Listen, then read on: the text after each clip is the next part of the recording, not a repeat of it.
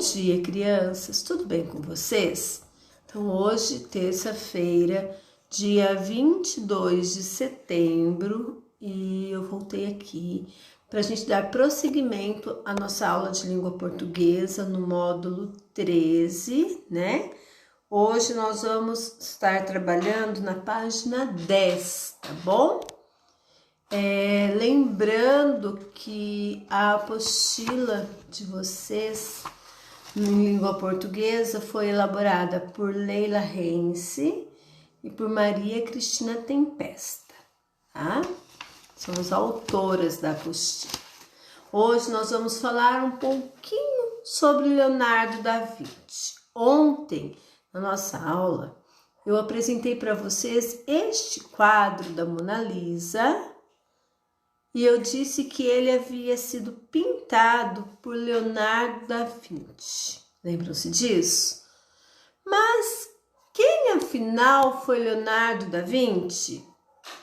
Vocês vão conhecer um pouquinho mais a respeito dele a partir da leitura desse texto. Tá bom, pessoal? Então vamos lá. 550 anos de Leonardo da Vinci. Conheça a trajetória do gênio que viveu entre a ciência e a arte. Segure firme na cadeira. Coloque a imaginação para funcionar. Você acaba de entrar na máquina do tempo com destino ao passado, o ano de 1452, o dia 15 de abril. Nesta data, lá na Itália, nascia Leonardo da Vinci. Esse artista criou inúmeras obras de arte, como o quadro Mona Lisa, que retrata uma mulher com um olhar e um sorriso misterioso. Ele também trabalhava e atuava como escultor, engenheiro, arquiteto, e fez estudos científicos. Para ele, arte e ciência se completavam.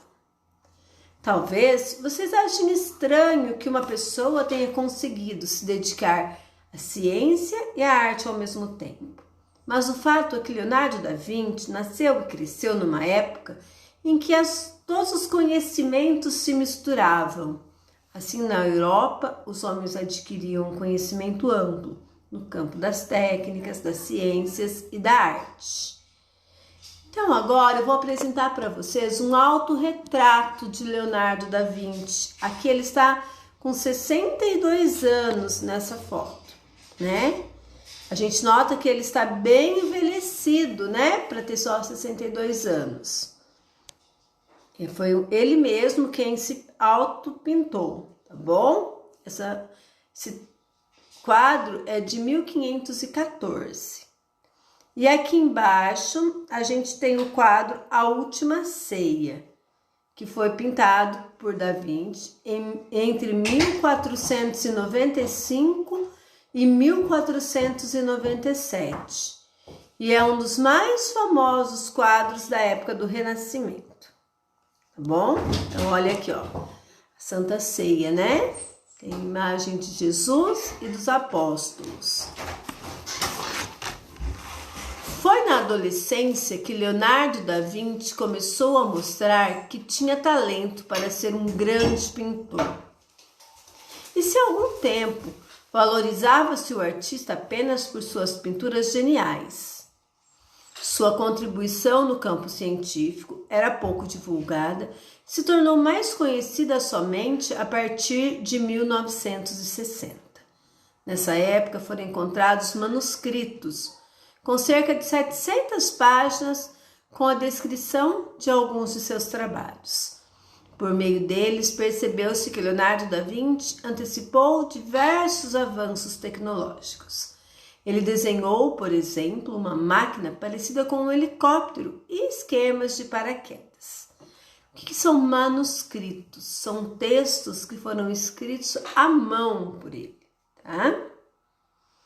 E a gente vê aqui, olha, que esse aqui, né, é um desenho que é parecido com o helicóptero, né?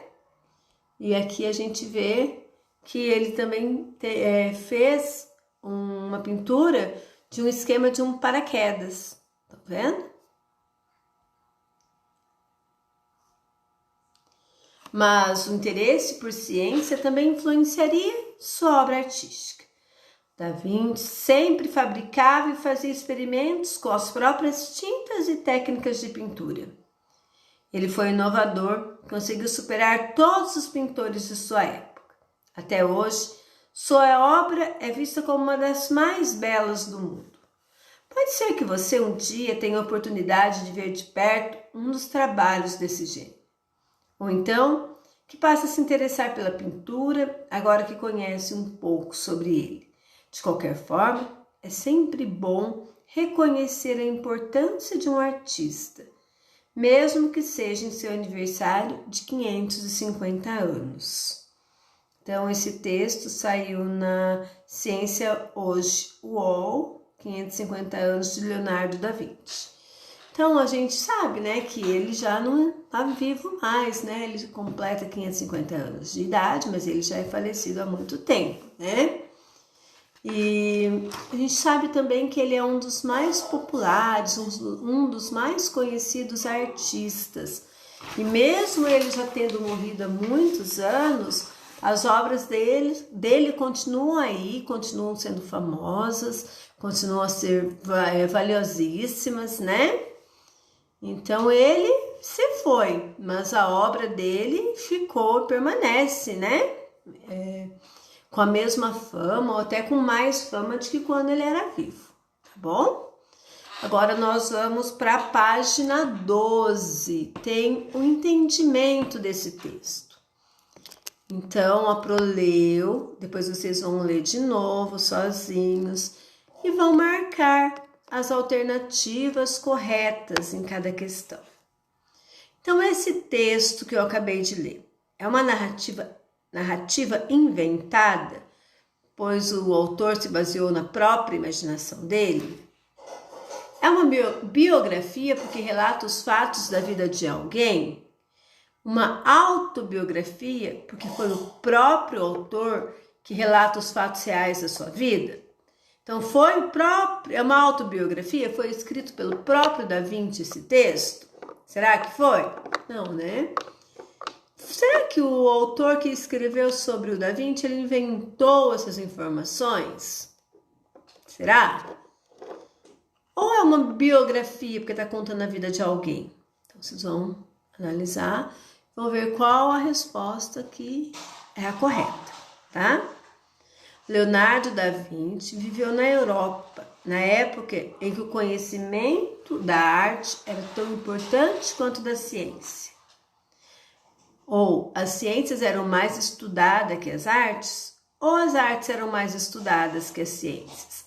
Lembra que a Pro falou que lá o homem ele tinha uma formação global, ele estudava as técnicas, as ciências e as artes. Então, nessa época, todos eram estudados da mesma maneira, né? As pessoas destinavam um tempo para estudar as artes, as técnicas e as ciências, tá? A questão 3. Leonardo da Vinci tornou-se mundialmente famoso porque tinha um talento raro e dedicou-se ao estudo da arte e das ciências. Nasceu em Florença e fabricava máquinas ou começou a pintar na adolescência? Será que só por ele pintar na adolescência foi o que tornou ele famoso? Ou porque ele desenhava e fabricava máquinas? Será que foi só por isso? Ou porque ele era um talento raro e ele se dedicava tanto ao estudo da arte quanto ao estudo da ciência? Então, vocês vão marcar também. Depois, nós vamos lá para a página 14, tá? Lá na atividade 3. Observe a posição das sílabas destacadas. Órfã, divã, amanhã, hortelã e imã. Vocês veem que deste lado, todas as palavrinhas são com tio, né? Todas elas têm tio. Órfã, divã, amanhã, hortelã e imã. Do outro lado,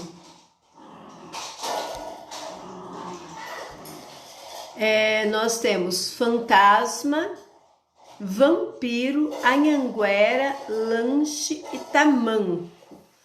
Se vocês verem aqui, eu não tenho tio, é o mesmo som, mas aqui eu tenho M ou tenho N e aqui eu tenho tio. Qual a diferença? O que difere? Se vocês olharem, todas as palavras que são terminadas com tio, elas são na última sílaba, né? No final da palavrinha.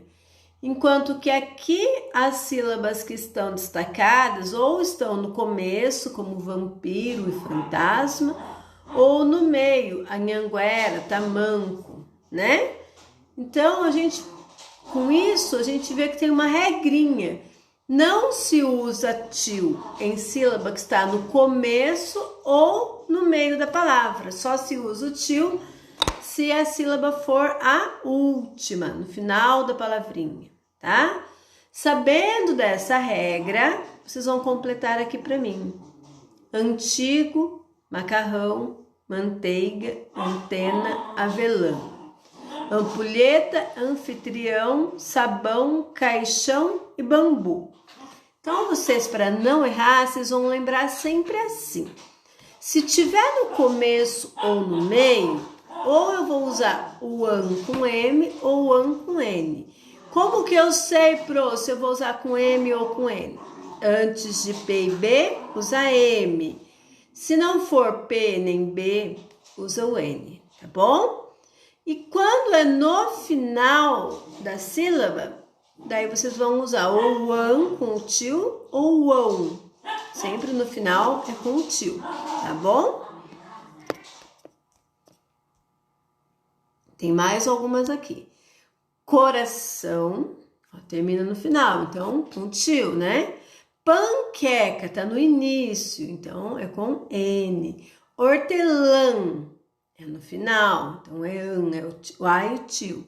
Lanterna, está no começo, então não é com N. E cambalhota, está no começo, mas tem um Bzinho aqui, olha. Então, aqui eu vou usar M, A-M, tá bom?